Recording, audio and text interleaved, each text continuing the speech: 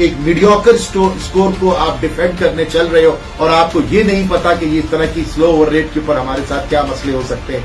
चलो आपको नहीं पता, इंतजामिया जो बाउंड्री लाइन पे बैठी थी शायद उनको भी पता नहीं था। तो इस तरह के नाअहल लोगों का टोला पाकिस्तान की नुमाइंदगी दुबई में कर रहा है। पिछली वीडियोस के अंदर मैं ये बात कर चुका हूं, जब आपने मोहम्मद हफीज और शोएब मलिक को घर भेजा तो उस मिडिल ऑर्डर का हमने क्या किया, हमारे पास कौन से ऐसे मिडिल ऑर्डर हमने प्रोड्यूस किए या जिनको तैयार किया। तो आज आपने देख लिया, जिस मैच में बाबर स्कोर न कर पाए, जिस मैच में रिजवान स्कोर न कर पाए, फिर हमारी टीम का वही असर।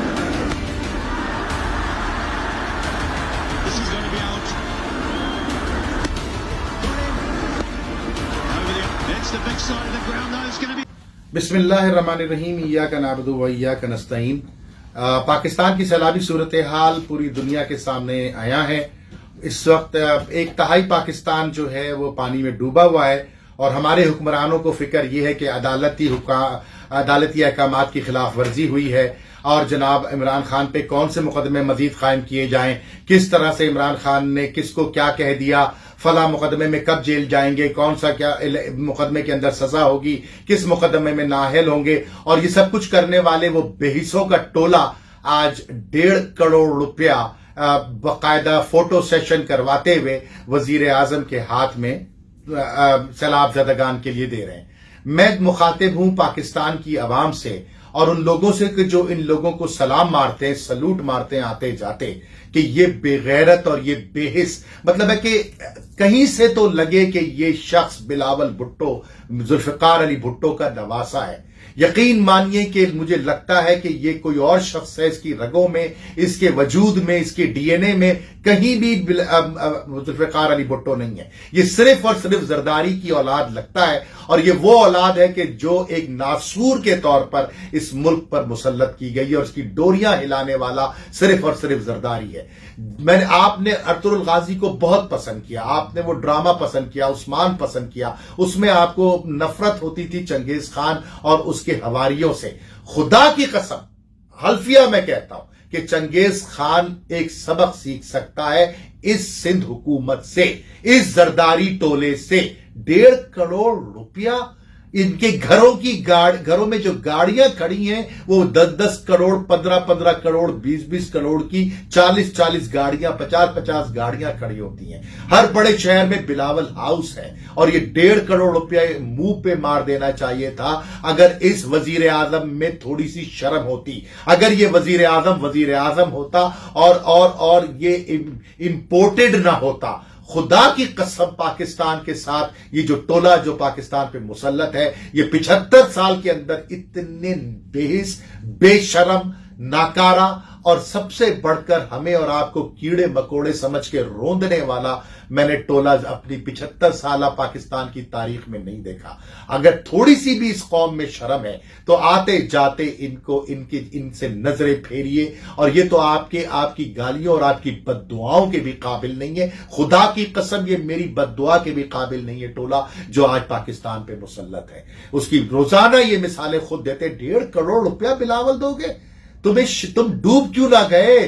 तुम्हें शर्म ना आई कि तुम 1.5 करोड़ रुपया उन 3 करोड़ लोग जो पाकिस्तान के 5 करोड़ लोग जो सैलाब से मुतासिर है उनके लिए 1.5 करोड़ रुपया दे रहे हो? ये पाकिस्तानी नहीं बल्कि मैं समझता हूं इंसानियत के मुंह पे तमाचा है। तुमने इस कौम से जो पैसा लूटा है उसका 5% भी दे दो तो ये कौम इस सैलाब की मुसीबतों से बाहर आ जाएगी। बहरहाल ये तो बात हो गई सैलाब के हवाले से।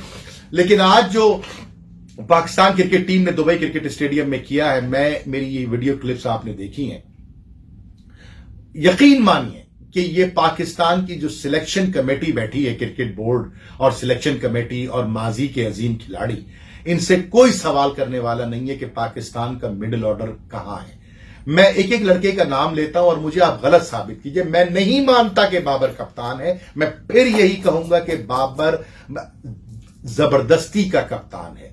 अगर आपको बाबर को दुनिया का नंबर 1 बैट्समैन बरकरार रखना है तो कप्तानी उससे लेकर के किसी और को दे दीजिए ताकि वो विकेट पे बड़ी टीमों के खिलाफ हमें मैच जितवा कर दे।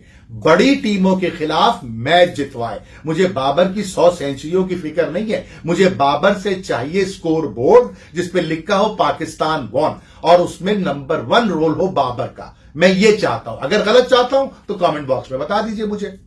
आप मुझे यह बताइए फखर जमान इस टीम का हिस्सा क्यों है? फखर जमान की कारकर्दगी बता दूं, इंडिया के खिलाफ 18 गेंदों में 15 रन, आज के गेम के अंदर जो उन्होंने किया 18 गेंदों में 13 रन और उसके बाद अफगानिस्तान के मैच में 9 गेंदों में 5 रन। ये है हशर फखर जमान का और एक 50 उन्होंने जो है हांगकांग के खिलाफ बना दी थी और उसके बाद ये पाकिस्तान टीम का मुसलसल हिस्सा है। जिस वक्त शोएब मलिक और हफीज जा रहे थे या जाने के पर तोल रहे थे और यही माजी के अजीम खिलाड़ी जो मुख्तलिफ टेलीविजन स्टेशन पे बैठ करके अपने माजी की रामलीला हमें सुना के नहीं थकते और अपने तजुर्बे ऐसे बयान करते हैं जैसे कि पीएचडी है क्रिकेट में। ये अपने अपने वक्तों में ये सिलेक्शन कमेटी के रुकन भी रहे और कोच भी रहे और बोर्ड के सदर भी रहे, बोर्ड में अहम जिम्मेदारियां भी निभाते रहे। इनको नजर नहीं आता कि ये इतना बड़ा खला पैदा होने वाला इन दोनों के जाने से हमने किस लड़के को तैयार किया है। आज आपने श्रीलंका के जो स्पिनर्स थे उन्होंने 12 ओवरों के अंदर आपको 60 रन दिए और न जाने 5 या 6 विकेटें आपकी वो खा गए। आसिफ अली आते हैं और ऐसे गेंद को देख रहे होते हैं जैसे बराबर से कोई मतलब है कि कोई जानवर गुजर रहा है, बड़ा खूबसूरत सा कुत्ता गुजर रहा है, गुजर गया, अच्छा गुजर गया, विकेट पे लग गया। ओह, इफ्तिखार साहब ऐसे बैटिंग कर रहे हैं कि जैसे कि टेस्ट मैच में भी इससे बेहतर स्ट्राइक रेट लोगों का होता है। खुशदिल शाह उनको गेंद ही नजर नहीं आ रही। आप अब तक जो मैच जीते हो मेरे प्यारे पाकिस्तानियों वो इंडिविजुअल ब्रिलियंस पे जीते हो। 2 फुल टॉसेस अगर फारूकी ना मारता तो नसीम शाह 2 छक्के ना मारता। इसी तरह से अगर नवाज के 2 छक्के 3 छक्के ना लगते तो आप हिंदुस्तान के खिलाफ मैच ना जीतते। इसी तरह खुशदिल ने अगर उस दिन ना परफॉर्म किया था तो हांगकांग से भी आप लटक जाते।